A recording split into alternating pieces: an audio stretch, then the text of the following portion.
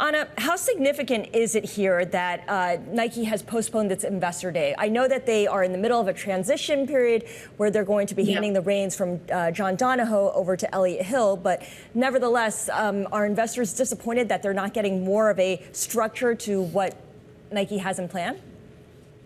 Thank you for having me, and great to be here. We actually think it's pretty prudent on their end to push out the Analyst Day. I think you want to give Elliott some time to really look under the cover and understand what's going on with the business.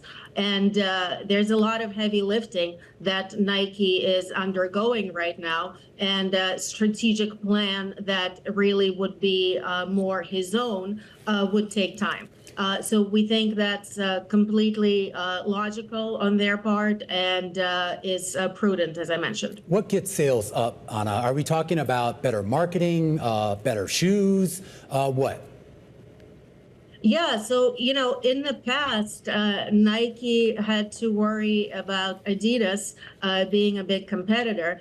For the last couple of years, it's really been a number of brands that have been bringing innovation and newness to the consumer and gaining share. And whether that's on running, whether it's Hoka, New Balance has had a lot of momentum as of late, as well as Brooks and even a smaller brand like Saucony. So I think it's going to be tough from a competitive standpoint. Also separately, Nike has talked about rationalizing the 3 big franchises that they have.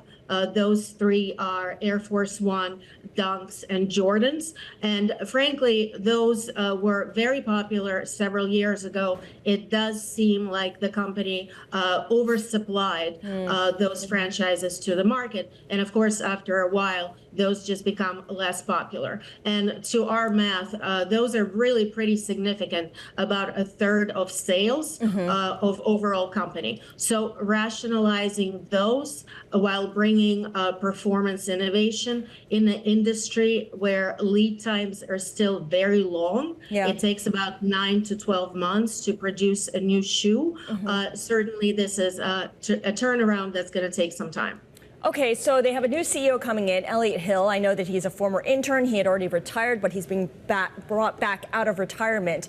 John Donahoe, his predecessor, specialized in the tech side. He was really brought on to focus on direct-to-consumer.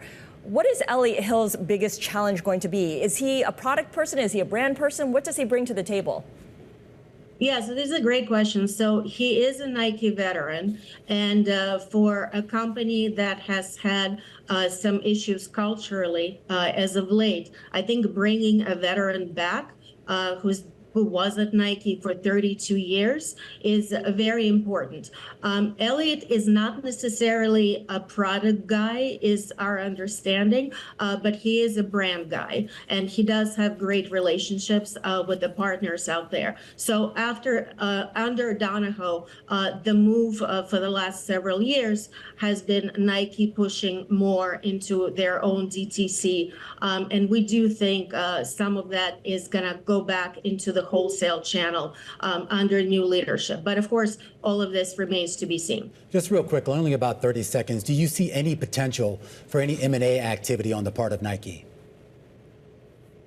No, I think there's a lot that they need to do in terms of turning around the brand.